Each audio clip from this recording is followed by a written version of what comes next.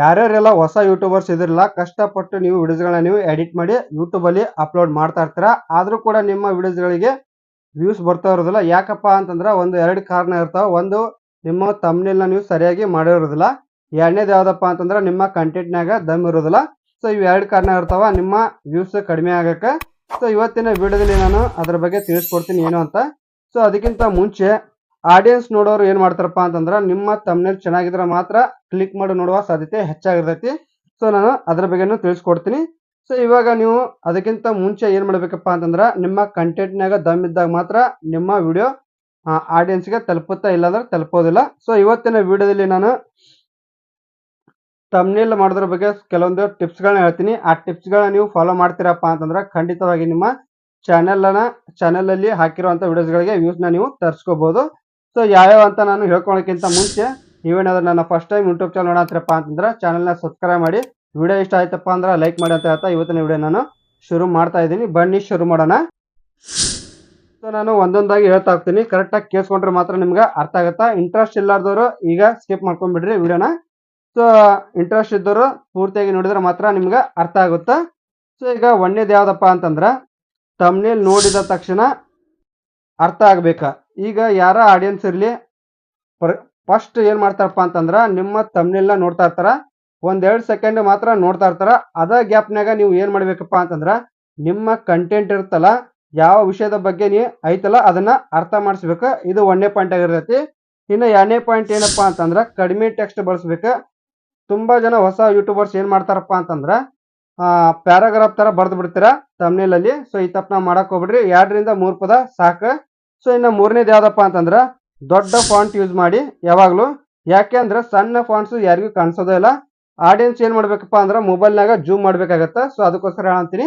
So ನೀವು ಸಣ್ಣ fonts ದೊಡ್ಡ ಫಾಂಟ್ ನ ಯೂಸ್ ಮಾಡಿದ್ರಪ್ಪ ಅಂದ್ರೆ ಖಂಡಿತ ಆಡಿಯನ್ಸ್ ಕ್ಲಿಕ್ ಮಾಡ್ತಾರ. ಜೊತೆಗೆ ಟೆಕ್ಸ್ಟ್ ಮತ್ತು ಬ್ಯಾಕ್ ಗ್ರೌಂಡ್ ಐತಲ್ಲ ಅದನ್ನ ಅಟ್ರಾಕ್ಟಿವ್ ಆಗಿ ಮಾಡಿ ತಮ್ನೇಲ್ ಸೂಪರ್ ಆಗಿ ಕಾಣುತ್ತೆ. ಇದು ಮೂರನೇ ಪಾಯಿಂಟ್ ಆಗಿರ್ತೈತಿ. ಇನ್ನು ನಾಲ್ಕನೇ ಪಾಯಿಂಟ್ ಯಾವ್ದಪ್ಪ ಅಂತಂದ್ರ ಬ್ರೈಟ್ ಕಲರ್ಸ್ ಯೂಸ್ ಮಾಡಿ. ಉದಾಹರಣೆಗೆ ಈಗ ನಾನು ಹೇಳ್ತೀನಿ, ರೆಡ್, ಯೆಲ್ಲೋ, ವೈಟ್, ಕಪ್ಪು ಇಂಥ ಕಲರ್ ಇರ್ತಾವಲ್ಲ ಅದನ್ನ ಯೂಸ್ ಮಾಡಿ ತಮ್ನೇಲ್ಗ. ಇನ್ನ ಐದನೇ ಪಾಯಿಂಟ್ ಯಾವ್ದಪ್ಪ ಅಂತಂದ್ರ ಒಂದೇ ಫೋಕಸ್ ಇರ್ಲಿ. ಯಾವ ತರ ಅಂತಂದ್ರೆ ತಮ್ನೇಲ್ನಾಗ ತುಂಬಾ ಜನ ಏನ್ ಮಾಡ್ತಾರಪ್ಪ ಅಂತಂದ್ರ ಫೋಟೋಸ್ಗಳನ್ನ ತುಂಬಾ ಆಡ್ ಮಾಡ್ಬಿಡ್ತಾರ. ಸೊ ಈ ತಪ್ಪನ ಮಾಡಕ್ ಹೋಗ್ಬೇಡ್ರಿ. ಒಂದು ಇಮೇಜ್ ಮತ್ತ ಮುಖ್ಯ ಮೆಸೇಜ್ ಇರುತ್ತಲ್ಲ ಅದನ್ನ ಮಾತ್ರ ಹಾಕಿ ಇಷ್ಟ ಮಾಡಿದ್ರೆ ಸಾಕು. ಇದು ಐದನೇ ಪಾಯಿಂಟ್ ಆಗಿರ್ತೈತಿ. ಸೊ ಇನ್ನು ಆರನೇ ಪಾಯಿಂಟ್ ಏನಪ್ಪಾ ಅಂತಂದ್ರೆ ಆದಷ್ಟು ನೀವು ಫೇಸ್ ರಿಯಾಕ್ಷನ್ ಇಟ್ಕೊಂಡ್ರ ತುಂಬಾ ಹೆಲ್ಪ್ ಆಗತ್ತ. ಸೊ ಫೇಸ್ ರಿಯಾಕ್ಷನ್ ಇತ್ತಪ್ಪ ಅಂತಂದ್ರ ಆಡಿಯನ್ಸ್ ನೋಡೋ ಚಾನ್ಸಸ್ ತುಂಬಾ ಇರ್ತೈತಿ. ಕ್ಯೂರಿಯಾಸಿಟಿಯಿಂದ ಕ್ಲಿಕ್ ಮಾಡಿ ನಿಮ್ಮ ವಿಡಿಯೋನ ನೋಡ್ತಾರ. ಸೊ ಇದು ಆರನೇ ಪಾಯಿಂಟ್. ಇನ್ನ ಏಳನೇ ಪಾಯಿಂಟ್ ಏನಪ್ಪಾ ಅಂತಂದ್ರೆ ಟೈಟಲ್ ಮತ್ತು ತಮ್ನೇಲ್ ಒಂದೇ ಆಗ್ಬಾರ್ದು. ಸೊ ಅದನ್ನ ಆಡಿಯನ್ಸ್ ನೋಡೋಕೆ ಅದು ಬೋರ್ ಆಗುತ್ತಾ. ಟೈಟಲ್ ಒಂದ್ ಸ್ವಲ್ಪ ಚೇಂಜ್ ಇರ್ಲಿ ಮತ್ತು ನಿಮ್ದು ತಮ್ನೇಲ್ ಕೂಡ ಸ್ವಲ್ಪ ಚೇಂಜ್ ಇರ್ಲಿ, ಬಟ್ ರಿಲೇಟೆಡ್ ಆಗಿರಬೇಕು ಎರಡು. ಸೊ ಆ ರೀತಿಯಾಗಿ ನೀವು ಟೈಟಲ್ ಮತ್ತು ಡಿಸ್ಕ್ರಿಪ್ಷನ್ ಹಾಕೊಳ್ಳಿ, ತಮ್ನೇಲ್ನ ಹಾಕೊಳ್ಳಿ. ಅದಾದ್ಮೇಲೆ ಎಂಟನೇದು ಯಾವ್ದಪ್ಪ ಅಂತಂದ್ರ ಮಿಸ್ಲೀಡಿಂಗ್ ತಮ್ನೇಲ್. ಸೊ ತುಂಬಾ ಜನ ಏನ್ ಮಾಡ್ತಾರಪ್ಪ ಅಂತಂದ್ರ ವಿಡಿಯೋದಾಗ ಏನೇ ಇರ್ತೈತಿ ತಮ್ನೇಲ್ನಾಗ ಬೇರೆ ಇರ್ತೈತಿ. ಸೊ ಈ ರೀತಿ ಆಗೋದ್ರಿಂದ ಏನಾಗುತ್ತಪ್ಪ ಅಂದ್ರ ಆಡಿಯನ್ಸ್ ಏನ್ ಮಾಡ್ತಾರ ನಿಮ್ಮ ಮುಂದಿನ ವಿಡಿಯೋ ನೋಡೋದೇ ಇಲ್ಲ, ಇವರು ಫೇಕ್ ಆಗಿ ಇನ್ಫಾರ್ಮೇಶನ್ ಕೊಡ್ತಾರಂತ. ಸೊ ಈ ತಪ್ಪನ ಮಾಡೋದನ್ನ ಬಿಟ್ಬಿಡಿ. ಇನ್ನ 9ನೇ ಪಾಯಿಂಟ್ ಏನಪ್ಪಾ ಅಂತಂದ್ರ ಕ್ವಾಲಿಟಿ ಇಮೇಜ್. ನೀವು ಎಷ್ಟು ಕ್ಲಿಯರ್ ಆಗಿ ಇಮೇಜ್ ನ ನೀವು ಬಳಸ್ತೀರಾ ಅಷ್ಟು ಪ್ರೊಫೆಷನಲ್ ಆಗಿ ನಿಮ್ಮ ಅಕೌಂಟ್ ಕಾಣುತ್ತಾ, ಚಾನೆಲ್ ವಿಡಿಯೋಸ್ ಕಾಣ್ತಾವು. ಸೊ ಅದಕ್ಕೋಸ್ಕರ ಹೇಳಂತೀನಿ. ಸೊ ಕ್ವಾಲಿಟಿ ಇಮೇಜ್ ಅನ್ನ ಬಳಸಿ, ಆದಷ್ಟು ಪ್ರೊಫೆಷನಲ್ ಆಗಿ ಕಾಣುತ್ತೆ. ಇನ್ನು 10ನೇ ಪಾಯಿಂಟ್ ನಿಮ್ಮ ಸ್ಟೈಲ್ ಒಂದೇ ಇರಲಿ. ಪ್ರತಿ ವಿಡಿಯೋಗ ಬೇರೆ ಸ್ಟೈಲ್ ಮಾಡಬೇಡಿ. ಯಾಕೆ ಅಂತಂದ ಹೇಳ್ತೀನಿ.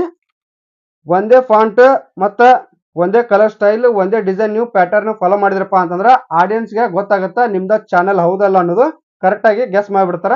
ಸೊ ಇದನ್ನ ಈ ರೀತಿ ನೀವು ಫಾಲೋ ಮಾಡಿದ್ರಪ್ಪ ಅಂತಂದ್ರ ನಾ ಇಲ್ಲಿ ಒಂದಿಷ್ಟು ಟಿಪ್ಸ್ಗಳನ್ನ ಹೇಳಿದೆಲ್ಲ ಅದನ್ನ ನೀವು ಫಾಲೋ ಮಾಡ್ತೀರಪ್ಪ ಅಂತಂದ್ರೆ ಖಂಡಿತವಾಗಿ ನಿಮ್ಮ ವಿಡಿಯೋಸ್ಗಳಿಗೆ ವ್ಯೂಸ್ ಬರೋದು ಚಾನ್ಸಸ್ ತುಂಬಾ ಆಗ್ಬೋದು.